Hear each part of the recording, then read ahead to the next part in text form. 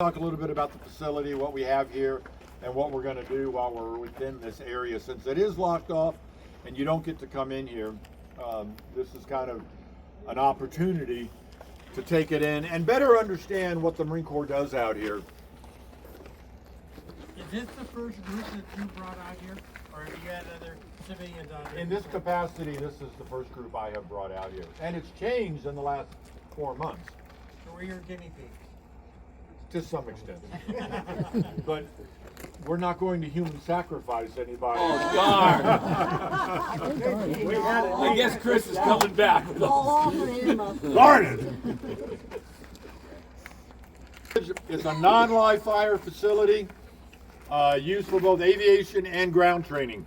So when I say non-live fire, no military weapons are used in here. What we do use in here is the equivalent of like a paintball. We do allow that to be used in here. The only bullet holes that I have in this entire facility are from some less than admirable character that came out here and shot it up, climbed the fence, and I think they shoot up the embassy or the other one. Yeah, they capped off some rounds in here. We use it for a multitude of purposes. Primarily, in the case of the embassy, we have specific missions associated with State Department activities, evacuation of embassies, things like that. So I can show you, or you will probably see, those of you with a construction, engineering-like background, unlike those that have been to Yoderville before, where we stack Conex boxes, very crude. Here, you will see plates, you will see welds, you will see bolts. This is certified for UH-60 and below helicopters. So Blackhawks and below can land on the roof of this building up here. I need to keep track of everybody, but I'm gonna do something that's very risky. When we get in there, we're gonna open it up, and you can climb and walk all around that place as much as you want. Get up on the roof. It's a ladder to get up on the roof. For those that don't want to climb a ladder, you don't have to. It's a nice view. It's a good place to take pictures. You can see the landing area for the helicopters while you're up there. But before we do that, the only way I'm going to be able to keep track of you is when we all drive out of here and one vehicle remains behind. We'll know we don't have everybody out of there. The purpose is to insert Marines or Special Operations Forces. Those of you that have watched, no political affiliation, but on the streaming service, there's a 3-part series hosted by Dennis Quaid, and they're actually conducting missions in this facility here. The interesting part about that snippet of video is when the individuals get out of the helicopters, all their faces are blurred because they are actual Navy SEALs that came in here and conducted the mission. And anybody that knows anything about Navy SEALs, Special Operational Forces, they look like civilians. They don't wear uniforms. They carry weapons that are very unusual. And so those guys, we don't want to really reveal who they are. And now with facial recognition, it'd be very easy to identify. So it's better that we don't let that happen. However, the point in all that was it was used in that capacity to conduct an embassy evacuation missions. We also have many of these buildings out here, and you'll see the electric boxes wired for electricity so we can turn lights on. We bring generators out, we can turn lights on and off. I can't hardwire or shore power these facilities because it's just too costly. So we'll bring generators out. We can run IR sensitive lights, or we can run cultural lighting, standard lighting, LEDs, or whatever the case may be. That's important because you want to train like you're going to fight, and you want to be in an environment that replicates where you may be in another part of the world. And this facility, unlike Yoderville, where many of you have been, can be used as a downtown anywhere facility, not just a desert training facility. It just happens to be located in the middle of the desert. So it has a very multi-use purpose, and much like Yoderville, where we drop inert bombs, we do not, unlike Yoderville, we do not drop any bombs in here. What we do, however, during certain times of the year, and you'll see it on our website, we close 25 Echo and we do allow aircraft to use lasers into this facility here. And they'll simulate dropping bombs with the use of lasers, and the only people we will allow out here are those with laser eye protection, and that includes the Border Patrol. We will restrict their activities unless they can produce laser eye protection. So at those times of the year, we have overhead aircraft, both F-35s, F-18s, and helicopters, using lasers to target within this entire facility out here. It's really growing in popularity because what we learned is the way it's structured and engineered. There are only 5 facilities in the continental United States where aircrew can legally land helicopters on the roof.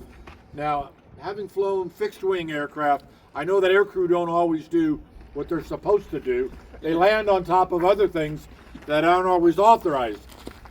That's the case in 29 Palms many years ago. They landed on top of something and it fell over, and the helicopter went with it. And nobody was killed, but we lost the aircraft. So those guys learned a very hard lesson. They probably never flew again, which is why we build this facility to accommodate rotary winged aircraft for roof landing. It's a skill set that's very finite. You only have a little bit of movement left, right, up, or down to effectively conduct your operations out here, but it's a skill set that the aircrew absolutely savor because they don't get to do it in very many other locations. So with all that being said, we're going to hit this facility, climb around and look. We're going to go to the schoolhouse, which is a very new facility, although it's made of the same material. And then we're going to go to the hospital, which is the tallest, the blue building that you see when you drive out here. And we'll give you an opportunity to look around all of those, and then we'll press on out of here. Dean has made some requests, and it's incumbent upon Madison to support his request to take some of you down to the wall. What's going on down there right now is they're working through the western portion of the Tanajos Altos Mountains, and they're actually blasting, get the rock out of the way. And when I learned about this a couple of years ago when they did the first round of blasting, I had visions of like dynamite chucked out on the dirt. Very refined blasting. They drill holes, they put explosives in the holes, they cover it with these special heavy blankets, they blow all the rock out of there, then they bring the scoopers in, pick it up, put it in the back of trucks and get rid of it. They do that so they can build on a flat structure or surface over the top of the rocky mountains that are out there. And that's a very small project we have going on. The reason the road was in good shape is because the contractors, it's a separate contract, but the contractors for Homeland Security are getting ready for what they call the Yuma 2 phase of border wall construction.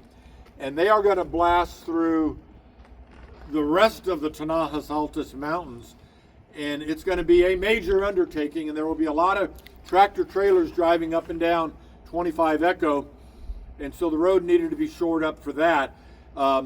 They wanted to store explosives out here, but I wouldn't have let them do that only because of the public recreation component that we have out here. So we're going to move the explosives down to the border, and then they'll be working for the next 18 months, I believe. So when you come back out next year, their presence will be even bigger.